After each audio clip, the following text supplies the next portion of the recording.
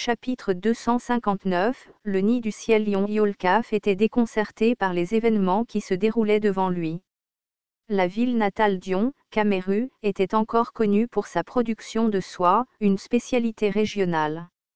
Alors que le monde changeait radicalement tous les 5 ou 10 ans, Kameru n'avait pas encore vu un seul gratte-ciel. Par conséquent, Yon a laissé la tâche de nourrir les vers à soie avec les feuilles de mûrier et a déménagé dans la ville d'Orazan, à la recherche de nouvelles opportunités.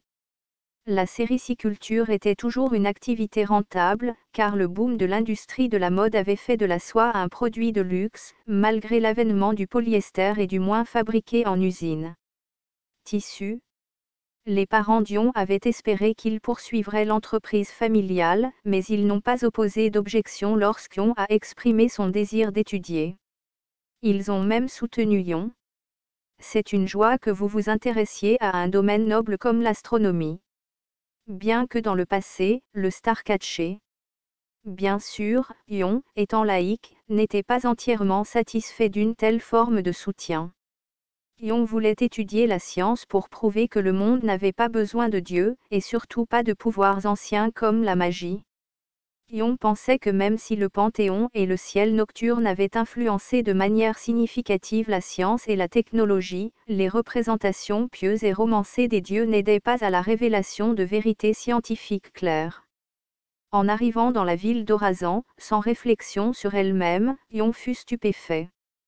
Orazan, une fusion de la capitale de Black Scale et de l'ancienne région connue sous le nom d'Automation, était devenue une vaste métropole. L'automatisation, une ancienne ruine et un acteur clé lors de la bataille des ruines de Ras d'Azil, était aussi précieuse que le château céleste tombé et maintenant restauré de l'ancien royaume de l'Union. Les automates étaient une caractéristique unique de l'automatisation. Les seigneurs de l'automatisation ont toujours possédé la capacité de commander ces automates, qui n'étaient au départ que des poupées de boue capables d'accomplir des tâches de base, principalement restaurer l'automatisation terrestre. Cependant, les archéologues et les sorciers ont découvert que l'automatisation recelait un pouvoir bien plus grand. C'était programmable, et les poupées de boue et les matériaux en terre n'étaient que des valeurs d'entrée de base. Les seigneurs, conscients du potentiel, commencèrent à utiliser des matériaux de plus grande valeur pour améliorer la croissance d'automation. Après la boue, vint le bois, puis la pierre, et enfin le ciment, et lorsque l'automation fut appelée automatisation en raison de sa nature auto-évolutive, des matériaux modernes comme l'acier et le béton, qui étaient encore les meilleures ressources pour l'architecture jusqu'à nos jours, furent utilisés. Avec l'appui de la capitale Orazan, les poupées mixtes et moins matérielles ont commencé à construire des architectures en acier et en béton, transformant Orazan en une ville de gratte-ciel qu'on ne trouvait nulle part ailleurs dans le monde. Dans une telle métropole, des espèces du monde entier étaient venues s'installer, et il n'y avait pas un jour où la ville ne regorgeait pas d'activité. Les tendances de la mode se sont répandues d'un bout à l'autre de la ville et ont disparu en quelques jours, les célébrités ont captivé tous les cœurs avant de disparaître, le crime organisé a prospéré dans les ruelles et divers vieux nobles et nouveaux entrepreneurs se disputaient le pouvoir. Les sorciers complotaient dans l'ombre et les apôtres semblaient résoudre les incidents, puis disparaissaient, faisant apparaître la ville comme un organisme vivant. Yon, qui s'est inscrit au collège de l'Observatoire central d'Orazan, a été stupéfait par toutes sortes d'événements qu'il n'aurait jamais pu imaginer à l'époque. À la campagne, chaque jour était rempli de potins fascinants, ainsi que de nombreux divertissements et choses à faire. Grâce à l'argent envoyé par leurs parents dans sa ville natale, Yon parcourait les clubs avec de nouveaux amis, s'adonnait à la boisson, se disputait, se réveillait dans les commissariats de police, et je me suis précipité en classe le lendemain. Yon s'est profondément impliqué dans les jeux vidéo pendant des mois, a reçu des avertissements académiques, a vécu des relations amoureuses et des ruptures intenses, et a finalement entrepris un voyage à pied vers le continent sud. Après sa jeunesse dynamique, Yon a obtenu son diplôme sans obtenir de notes remarquables ni rédiger une thèse comme il en avait rêvé. Le collège de l'Observatoire central d'Orazan n'a jamais été un endroit trivial, donc le niveau d'Yon au moment de l'obtention de son diplôme n'était même pas suffisant pour rêver d'écrire un article. Yon a repris ses esprits juste après l'obtention de son diplôme. Yon était incapable de trouver un emploi ou de s'engager dans des études universitaires sérieuses. Ne voulant pas retourner dans sa ville natale, Yon vivait au jour le jour, gagnant juste assez pour ses dépenses quotidiennes. Yon savait que rentrer chez lui signifiait qu'il pourrait reprendre l'entreprise familiale, afin de ne pas mener une mauvaise vie en soi, mais Yon pensait qu'il y avait encore une chance de réaliser quelque chose. Yon développe alors tardivement une véritable passion pour l'astronomie. L'ouvrage autobiographique de Simo, connu comme la mère de l'électricité, aide Yon à réaffirmer sa détermination. Simo, une grande inventrice et ingénieure xolotl du continent oriental, est devenue célèbre pour avoir répandu l'électricité à travers le continent, commençant comme inventrice de rue jusqu'à ce qu'elle surmonte de nombreux défis et attire des investissements. La guerre pour les droits de brevet électrique à Bolivia semblait favoriser le royaume de l'Union, mais avec sa défaite, la famille Itimo, les patrons de Simo, a pris le contrôle. L'électricité est devenue la propriété de l'Empire et du Panthéon, et Simo est devenu connu comme un grand inventeur suivant les traces de Medmen Tolbo. Bien que dans un domaine différent, l'histoire de Simo a inspiré Yon à l'action. Pendant la journée, Yon travaillait comme livreur temporaire de nourriture sur une moto, et la nuit, il affinait ses théories en lisant des articles sur des sujets qui l'intéressaient. Bien sûr, Yon a également passé du temps sur le Forum mondial des dictionnaires, mais c'était une meilleure utilisation de son temps par rapport à avant. Yon pensait que sa rencontre avec un érudit renommé comme Laïdoboran était le résultat de tels efforts. Mais n'était-ce pas le cas? C'était une situation dangereuse, mais comme la vie d'Yon était sauvée pour le moment, Yon tomba dans ses pensées. Yon ne pouvait pas comprendre ce qui se passait, ce qu'il savait, c'est qu'il ressentait un sentiment de trahison et que ses efforts n'avaient aucun sens. Que fais-tu? Descendre. Romin s'est rapidement retourné et a donné un coup de pied dans la jambe d'Yon à une vitesse fulgurante. Yon tomba à la renverse et pensa, tu m'as dit de descendre mais tu m'as immédiatement renversé. Mais le jugement de Romin était correct. L'agresseur, sachant qu'il ne pouvait pas toucher à la fois Yon et Romin, a réglé son pistolet sur tir rapide. Romin savait que dans de telles situations, il ne serait pas judicieux de trancher ou de dévier les balles, mais si la culasse d'un pistolet reculait à plusieurs reprises, elle soulevait la bouche. Je connais ce modèle. En tirant rapidement, les chances d'atteindre la cible sont plus élevées. Si le chargeur est complètement chargé, cela fait 17 coups. Romin s'accroupit et chargea l'agresseur. Elle a roulé à mi-chemin et l'agresseur a pointé le pistolet, mais Romin était plus rapide. Crac! La lame de Romin a tranché en diagonale la main de l'agresseur, coupant les doigts et la paume, qui ont volé dans les airs avec le pistolet. L'agresseur a crié de douleur lorsque le coup de pied de Romin a atterri sur sa mâchoire, le faisant perdre connaissance. Romin a ensuite détaché une corde de sa taille et a attaché la main coupée de l'agresseur pour arrêter le saignement. Puis Romin a dit dans son talkie-walkie.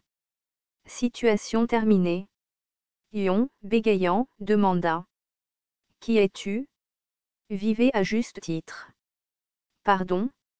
Je pensais que j'étais un peu célèbre, mais tu ne sais pas. Yon n'a pas pu faire le lien entre Romin et l'utilisateur notoire du World Dictionary Forum. Ce n'était pas quelque chose dont il fallait se vanter, même si Romin appelait cela la gloire, il était donc naturel pour Yon de ne pas faire le lien. Réalisant cela, Romin sortit à contre-cœur sa carte d'identité de la poche de son uniforme. La mâchoire d'Yon tomba de surprise et murmura. L'agence de renseignement. Astérisque astérisque astérisque lors de la réunion du Panthéon, le problème en question a été reconnu par Nebbiolo comme un problème inconnu et inconnaissable. Commençons donc par le début. Le monde était devenu complexe et extrêmement diversifié. Même si tous les joueurs vassaux libérés par le Panthéon étaient mobilisés, il y avait des limites aux zones qu'ils pouvaient couvrir. Ce sont des locaux. La première est qu'il existe un joueur appelé Jolio. Tant que nous ne remettons pas en question le système, c'est un fait inébranlable.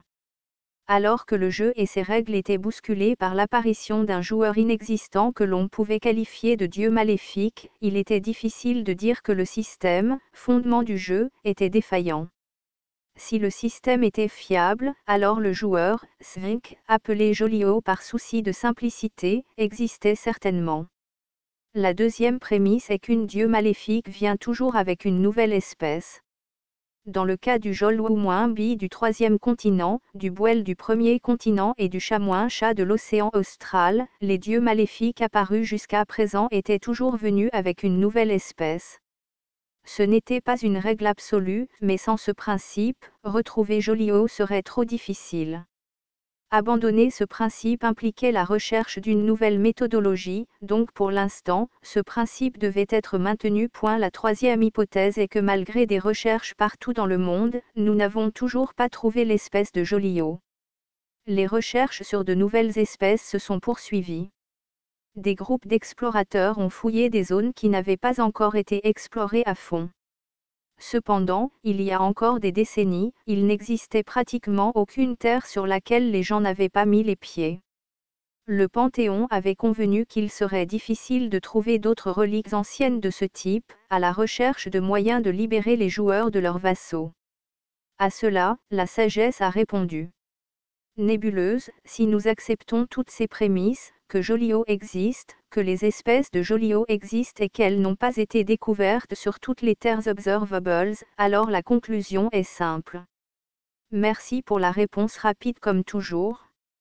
Après un geste formel de « pas de problème », Wisdom a poursuivi. L'espèce de Jolio doit pouvoir se cacher de notre vue. Systématiquement. Peut-être. Biologiquement. Peut-être.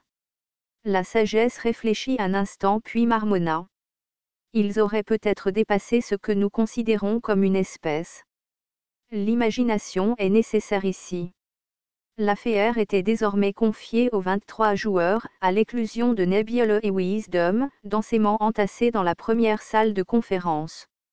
Les joueurs ont chacun imaginé quelle pourrait être l'espèce de Jolio. La plupart des idées ont été acceptées et ajoutées à la liste des théories. Après de longues discussions, Sang-Moin-Woon a déclaré. Trouvons des moyens de découvrir ces espèces cachées. Des bonnes idées? Human Tracker, avec le métier unique de détective privé, a attiré l'attention des joueurs.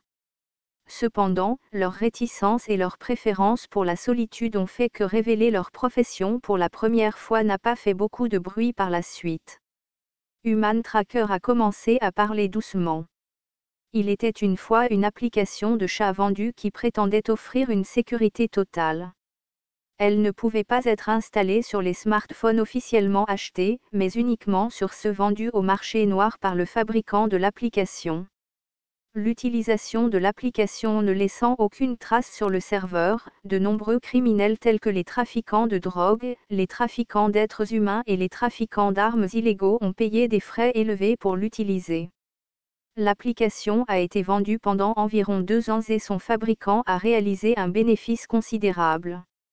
Savez-vous qui a créé cette application?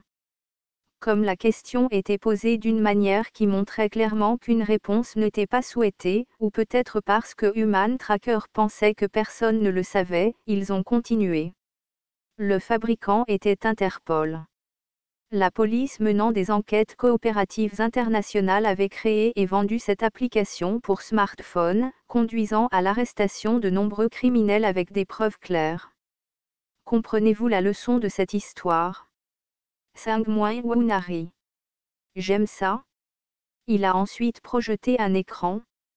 Nous n'avons pas encore de smartphone, mais nous disposons d'un espace pour des conversations secrètes. Sang-Moin-Woon montra un bâtiment. Dans un immense bâtiment à la limite nord du troisième continent se trouvait le plus grand centre de données au monde, conçu pour entretenir Skynet, un vaste réseau connectant le monde. Bien qu'il ait maintenu sa neutralité compte tenu de son envergure mondiale, il était nettement religieux, ce qui était malheureux pour Ion, car il y avait encore plus de scientifiques adeptes du Panthéon que de scientifiques laïcs dans le monde. Voyons donc si l'agence de renseignement de l'Empire peut faire ce que nous voulons.